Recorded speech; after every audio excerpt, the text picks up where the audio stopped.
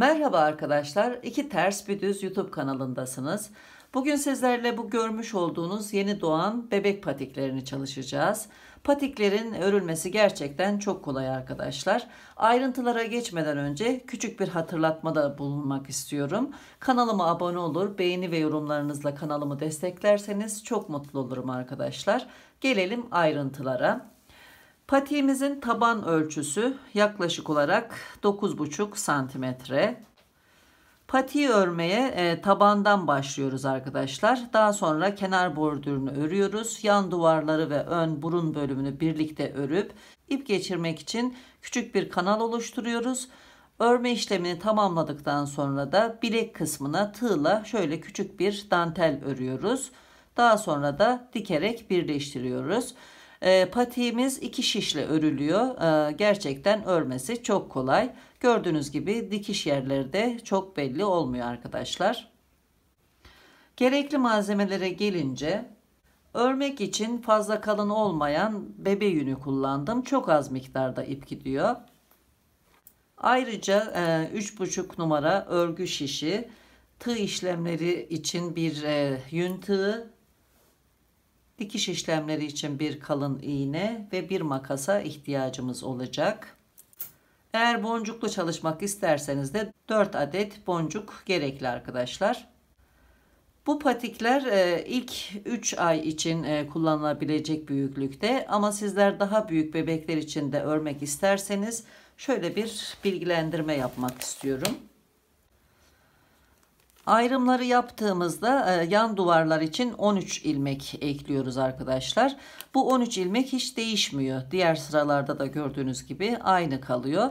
Eğer siz 1 santimetre daha uzun bir patik çalışmak isterseniz 2 ilmek bir yan duvar için, 2 ilmek de bir yan duvar için eklemeniz yeterli. Yani 15 ilmek bu tarafa, 15 ilmek bu tarafa çalışacaksınız arkadaşlar.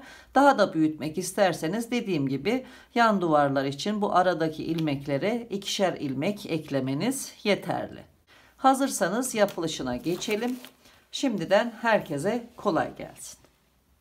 Patiği örmeye 32 ilmek alarak başlıyorum. Şişlerimi çift kullanıyorum ilmek alırken. Toplam 32 ilmek alalım.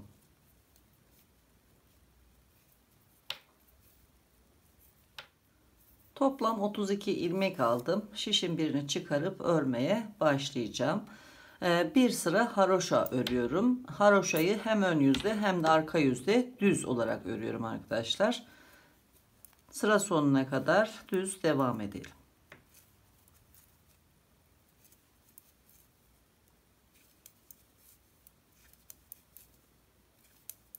Bir sıra haroşa ördükten sonra artış yerlerini işaretledim. Burası örgümüzün ön yüzü olacak. Başlangıç ipi sol kenarda arkadaşlar.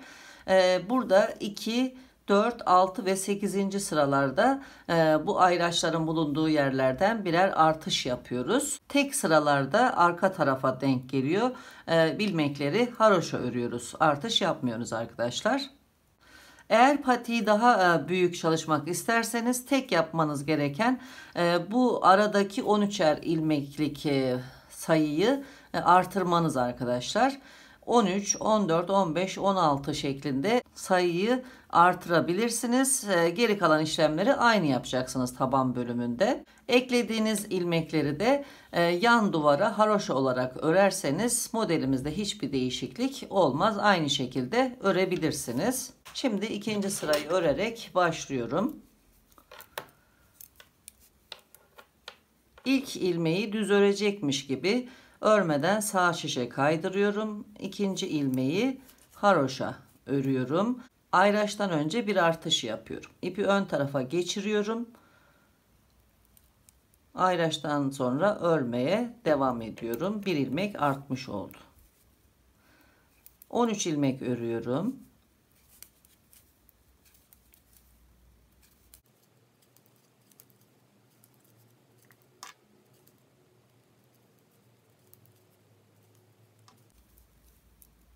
Şimdi ayraçtan sonra bir artış daha yapıyorum. İpi ön tarafa aldım. Bir ilmek artmış oldu. 2 ilmek örüyorum.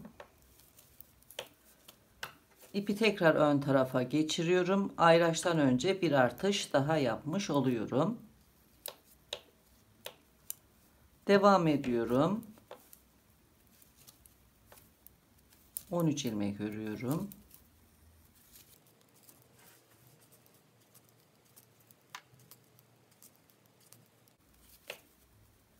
Ayraçtan sonra bir artış daha yapıyorum.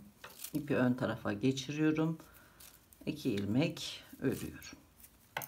Dönüyorum. 3. sıraya başlıyorum. Arka tarafta 3. sırada bütün ilmekleri haroşa öreceğim. Yine düz örecekmiş gibi ilmeği örmeden sağ şişe kaydırıyorum. İkinci ilmeği örüyorum. Artırmış olduğum ilmeğin arka kanadını şu şekilde alarak örüyorum. Gizli artış oluyor arkadaşlar. Burada delik oluşmuyor. Devam ediyorum.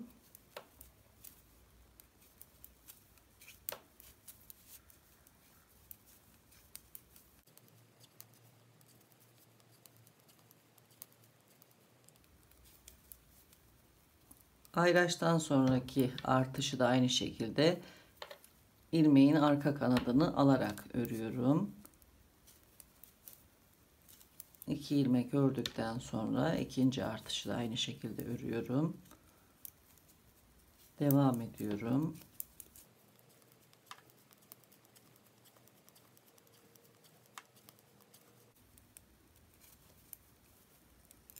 Son ayraçtan sonraki artışı da yine arka kanadını alarak örüyorum. Son 2 ilmeği de örüp 3. sırayı tamamlayıp dönüyor. Bu ayraçtan önce bir artış yapacağız. Yine buradaki ilmek sayımız 13 ilmek olacak, değişmeyecek. Yine bu bölümde artışları yapacağız. 13 ilmek örüp bu ayraçtan sonra da bir artış yapacağız. 4. sırayı örüyoruz.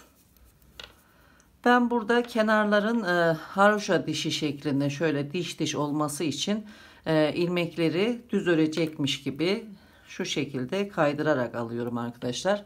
Dikerken çok daha düzgün dikiliyor. Sizler istediğiniz şekilde yapabilirsiniz. 3 ilmek ördükten sonra ipi ön tarafa getiriyorum. Bir artış yapıyorum. Devam ediyorum. 13 ilmek örüyorum.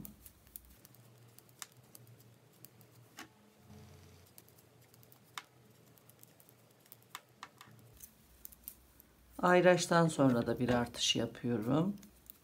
1 2 3 4 ilmek örüyorum. Bir artış daha yapıyorum. Devam ediyorum. 13 haroşa ilmek örüyorum.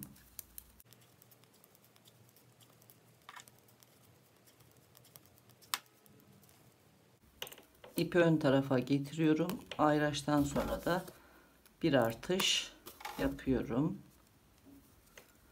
3 ilmek örüyorum.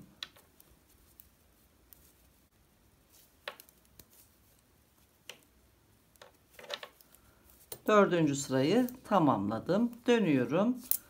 5. sırada bütün ilmekleri haroşa örüyorum. Sadece artırmış olduğum ilmeklerin arka kanadını örüyorum arkadaşlar. İlk ilmeği kaydırıyorum. Devam ediyorum. Artırmış olduğum ilmeğin arka kanadını örüyorum. Sıra sonuna kadar bu şekilde devam edelim.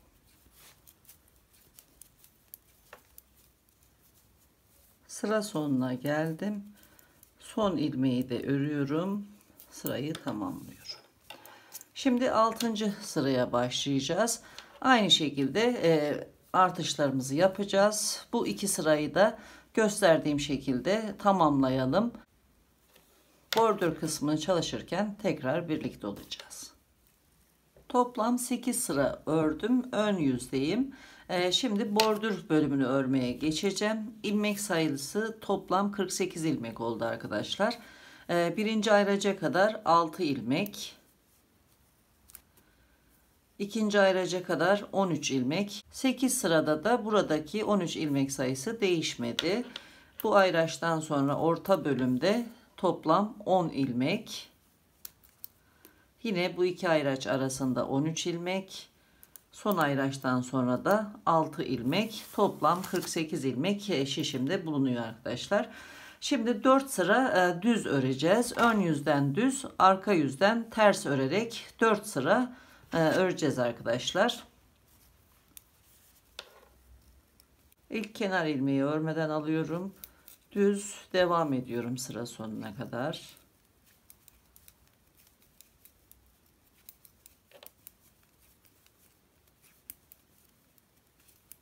Sırayı tamamlayıp dönüyorum. Arka tarafta bütün ilmekleri ters örüyorum. İlk ilmeği örmeden kaydırdım. Devam ediyorum.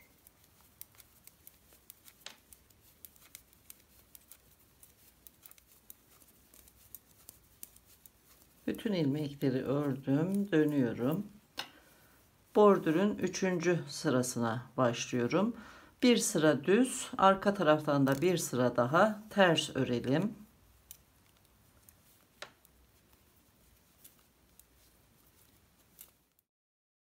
Son haroşa dişi üzerine 4 sıra ördüm.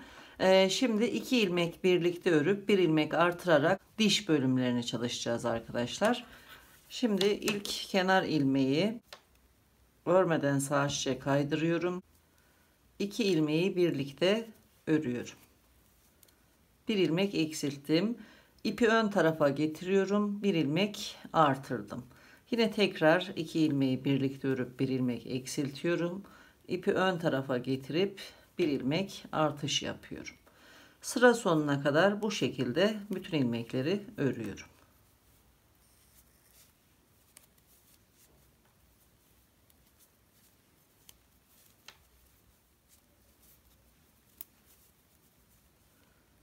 Son eksiltmeyi yapıyorum.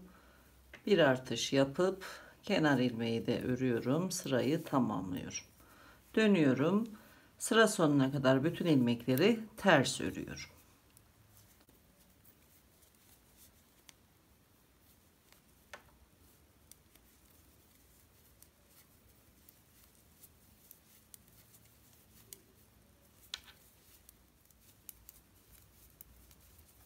Sırayı tamamlayıp dönüyorum. Bir sıra düz, arka taraftan da bir sıra ters örelim.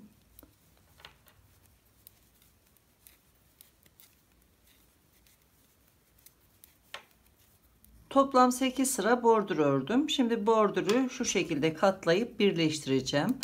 Ben örerek birleştiriyorum. Eğer siz isterseniz örme işlemleri bittikten sonra şöyle katlayıp içeriden dikerek de birleştirebilirsiniz. Ters taraftaki düz sıranın üzerindeki bu haroşa dişlerinin alt dişlerini toplayarak dikeceğim arkadaşlar. İlk ilmeği örmeden aldığım için ilk olarak üsttekini alıyorum. Sonra alttakileri takip ediyorum. Şu şekilde alttaki dişi alıyorum. Şişe yerleştiriyorum.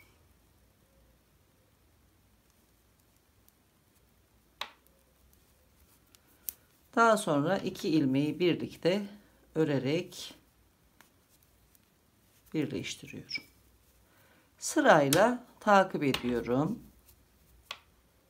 Alt dişleri alıyorum. Şişime takıyorum. Örüyorum.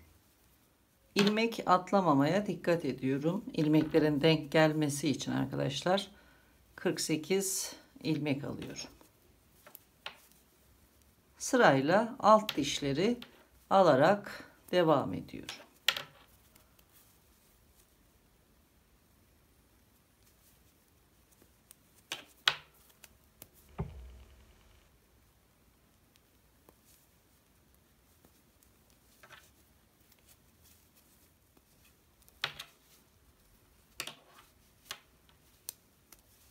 Son 2 ilmeğim kaldı. Devam ediyorum.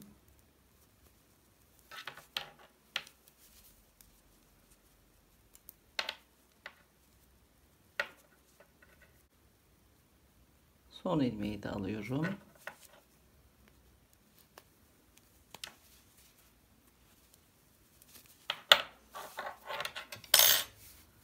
Bu bordürün birleştirme işlemini tamamladım. Bu şekilde. Şimdi arka taraftan bir sıra düz örüyorum.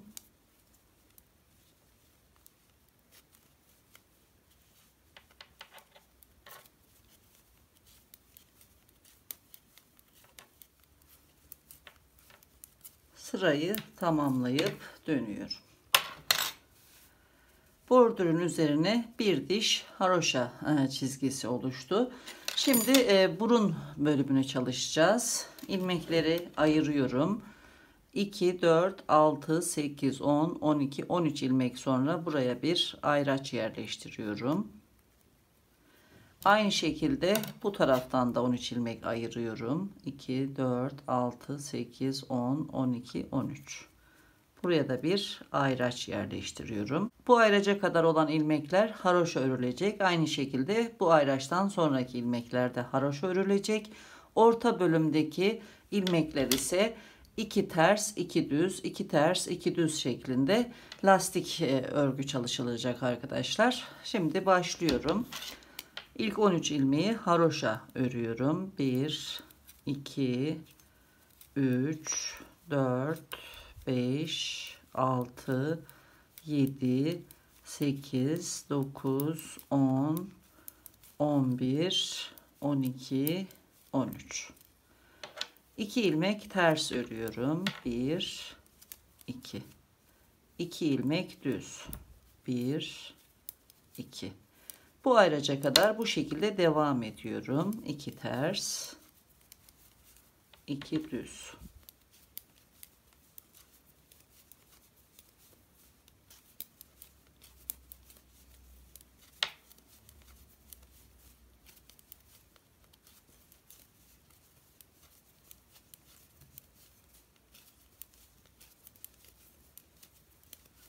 İki ters ilmekle burun bölümünü tamamladım.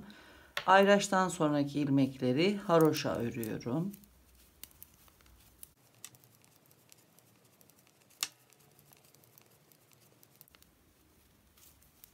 Dönüyorum. İlmekleri bu bölümde görüldüğü şekliyle öreceğiz. Ayraçlara kadar olan bölümleri haroşa örmeyi sürdüreceğiz. Ayraca kadar devam ediyorum.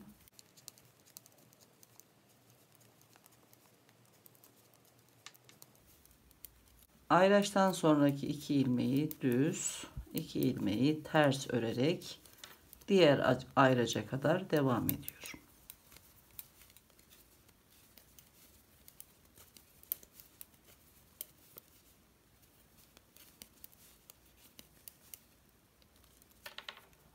Ayraçtan sonraki ilmekleri haroşa örerek sıra sonuna kadar devam ediyorum.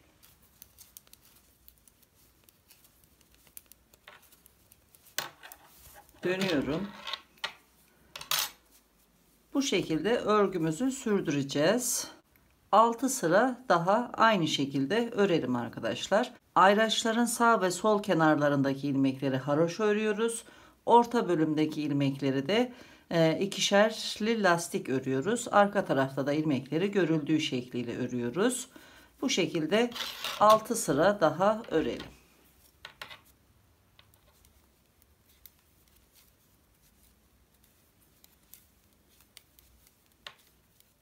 Bordürün üzerine 1, 2, 3, 4, 5 diş haroşa çizgisi oluştu. Şimdi burada ilmekleri ikişer ikişer kapatacağım. Ayrıca kadar haroşa örüyorum.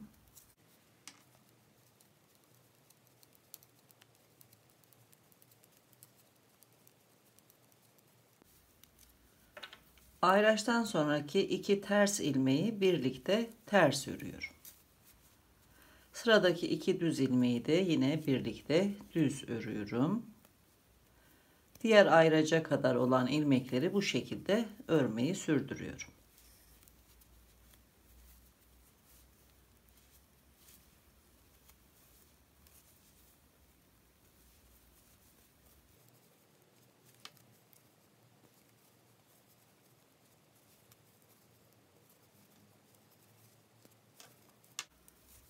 Son 2 ters ilmeği de birlikte örüyorum. Ayraçtan sonra haroşa örmeye devam ediyorum.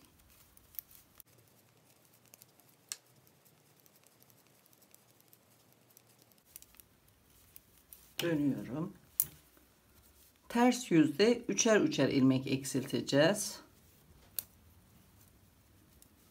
12 ilmek haroşa örüyorum. 1 2 3 4 5 6 7 8 9 10 11 12. Burada bir ilmek ayraçtan önce, 2 ilmek de ayraçtan sonra alarak üçünü birlikte ters örüyorum.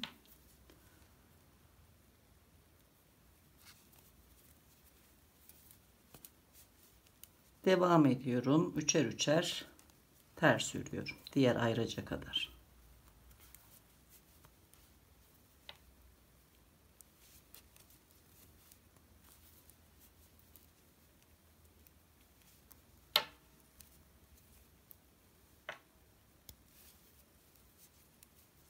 Bu ayracı da çıkartıyorum. Sıra sonuna kadar diğer ilmekleri haroşa örüyorum.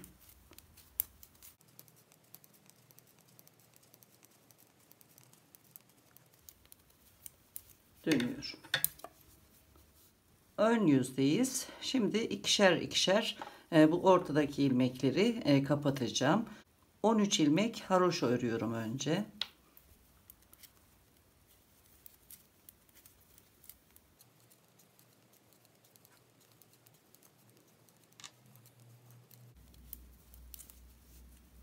Sıradaki 2 ilmeği birlikte düz örüyorum.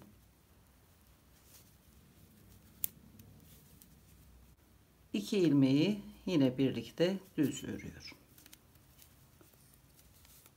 Bu şekilde. Devam ediyorum. Sıra sonuna kadar haroşa örüyorum.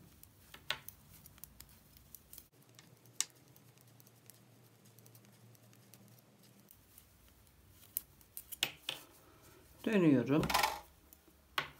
Bütün ilmekleri düz örüyorum.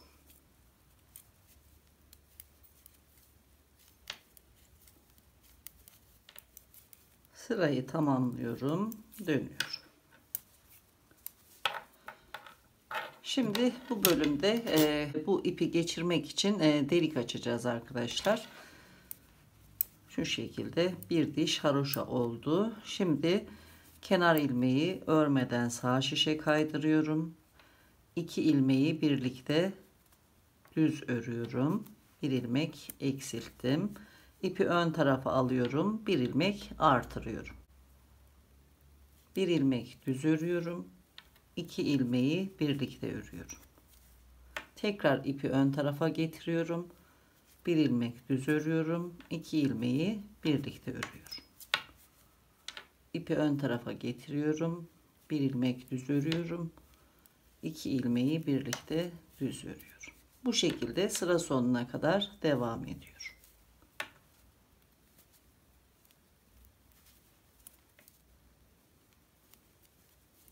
Kalan ilmekleri de düz örüyorum. Sırayı tamamlıyorum.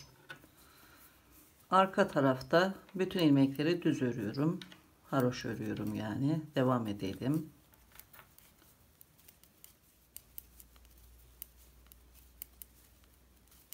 Dönüyorum.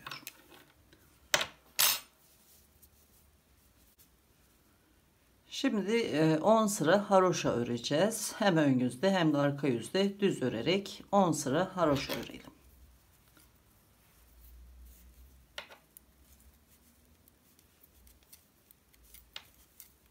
Örme işlemini tamamladım. Deliklerin üzerinde 1, 2, 3, 4, 5, 6 diş haroşa oldu.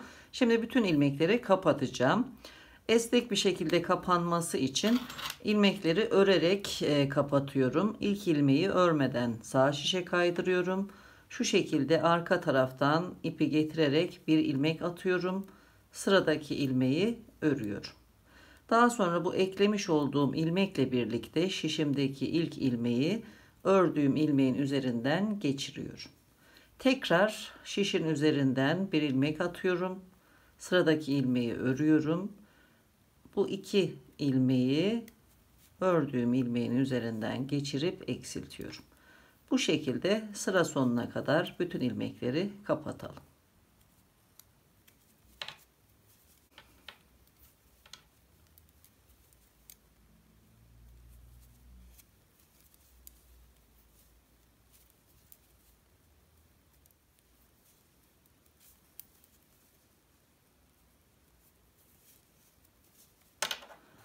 Bütün ilmekleri kapattım. Gayet esnek bir kapatma oldu arkadaşlar. Sonra bırakmış olduğum ilmeğe 3 numaralı tığımı geçiriyorum ve bu bölümü örmeye başlıyorum. Son haroşa sırasının alt dişlerine batacağım. Önce ilk dişe batıyorum. Bir ilmek alıyorum. İkisini birlikte sık iğne örüyorum. Tığın başını doluyorum. İkinci dişe batıyorum. Bir ilmek alıyorum. İkili trabzan örüyorum. 1, aynı yere batıyorum. 2, 3 tane ikili trabzan ördükten sonra sıradaki alt dişe batıyorum. Bir sık iğne örüyorum. Tekrar tığın başına doluyorum. Sıradaki alt dişe batıyorum. 3 tane ikili trabzan örüyorum aynı yere. 1, 2, 3. Sıradaki alt dişe batıyorum. Sık iğne örüyorum. Tığın başını doluyorum. Sıradaki alt dişe batıp 3 tane ikili trabzan örüyorum. Tekrar sıradaki alt dişe batıyorum. Sık iğne örüyorum. Bu şekilde sıra sonuna kadar devam edelim.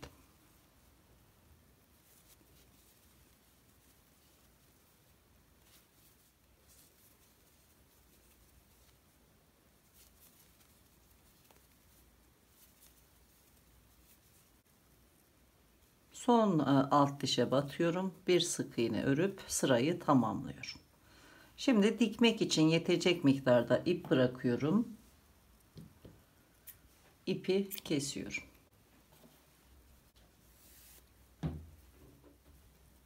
Şimdi patiği dikmeye başlıyorum. Burada kenarda bırakmış olduğum ipe iğneyi geçirdim. Son ilmeğimiz bu. Hemen alt tarafa batıyorum. Buraya.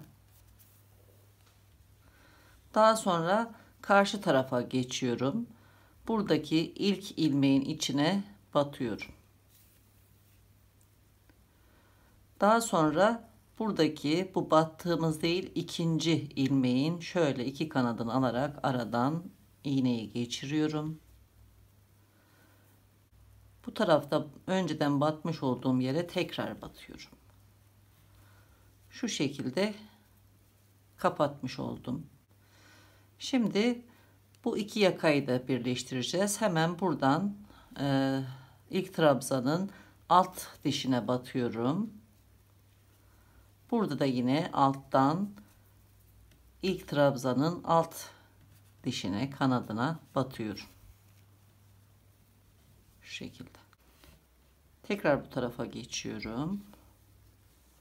Bir kez daha sıradaki ilmeğe batıp dikiyorum. İki ucu birleştirmiş oldum. Şimdi alt tarafa ipi geçiriyorum.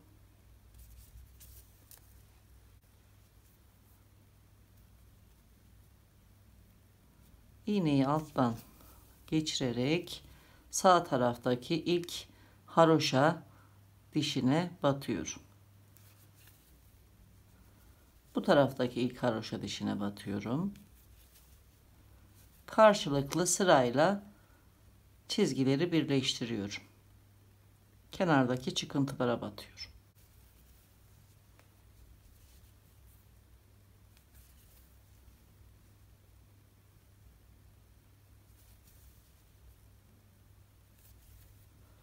Daha sonra dikkatli bir şekilde ipi çekiyorum. İki çizgiyi birleştirdim. Bu şekilde alt bordüre kadar devam ediyorum.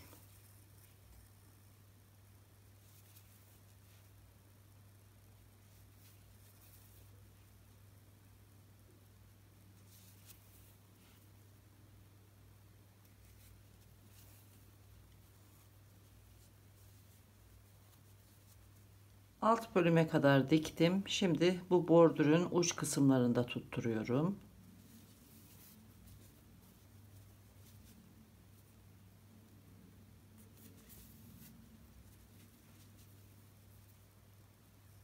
Tekrar buraya batıyorum.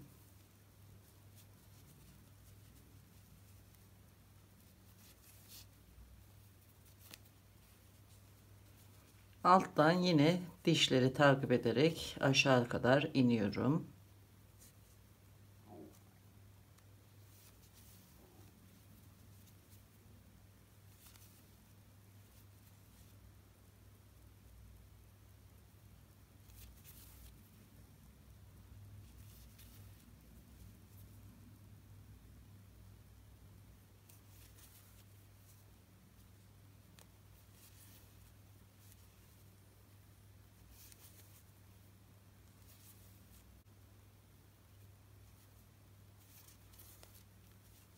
Son dişi dikiyorum. Şimdi alt taban bölümü dikeceğiz. Bu taraftaki ilk ilmeğe batıyorum. Yanındaki ilmeğin içinden çıkıyorum. Bu tarafa geçiyorum. Aynı şekilde buradaki ilk ilmeğin içine batıyorum. Yanındaki ilmeğin içinden çıkıyorum. Bu fazlalık ipi de araya şöyle alıyorum. Burada yine son batmış olduğum yere batıyorum. Yanındaki ilmeğin içinden çıkıyorum. Aynı şekilde bu tarafta da son battığım yere batıp yanındaki ilmeğin içinden çıkıyorum. Bu şekilde devam ediyorum.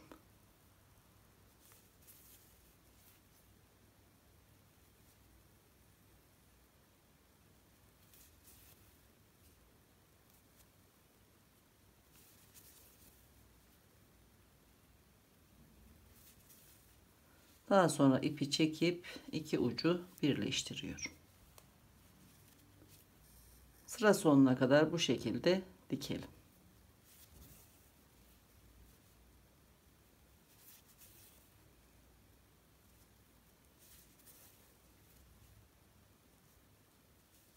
Bütün ilmekleri diktim. Daha sonra ipi iç tarafa çekiyorum.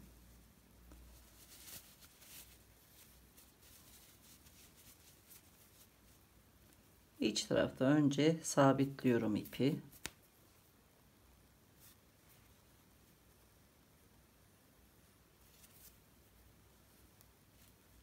Daha sonra aralardan yürütüyorum.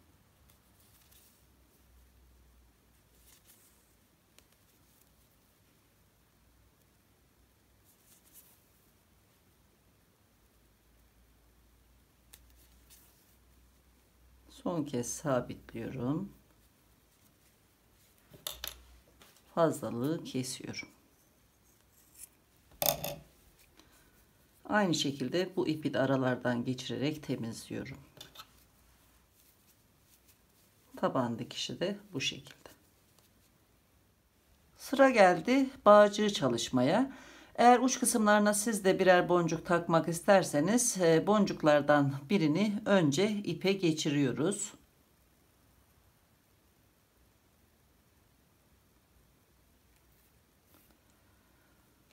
Daha sonra 1,5 metre kadar ip ayırıyoruz. 2 kat öreceğimiz için tam ayırdığım yere boncuğu getirdim. Bu tarafta 1,5 metre ip var. Daha sonra bir ilmek alıyorum. Bir zincir çekiyorum.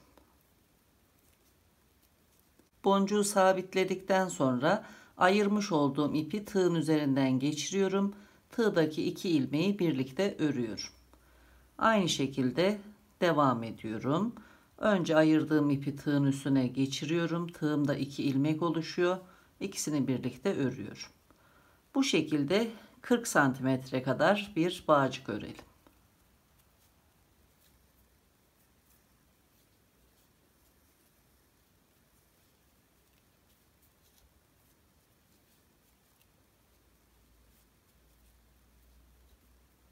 İpi kesiyorum. Daha sonra ilmeklerin içinden ipi geçiriyorum. sabitledim. Şimdi diğer boncuğu da ipe geçiriyorum. Şu şekilde düğümlüyorum.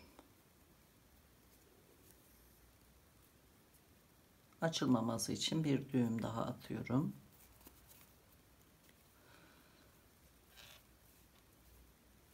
İpleri zincirin içerisine çekiyorum. Patiğe ipi geçiriyorum. Burada hemen ön bölümün uç kısmından şu şekilde geçiriyorum.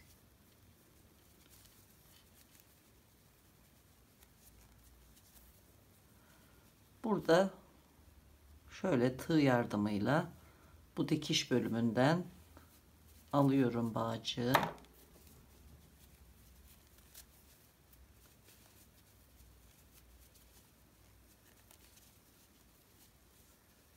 Devam ediyorum.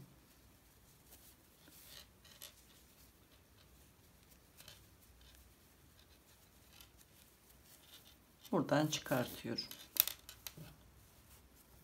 Bu şekilde. Evet arkadaşlar, patiğimizin son görüntüsü bu şekilde. Bir projenin daha sonuna geldik. Yeni projelerde tekrar görüşmek üzere. Hoşça kalın, sağlıkla kalın.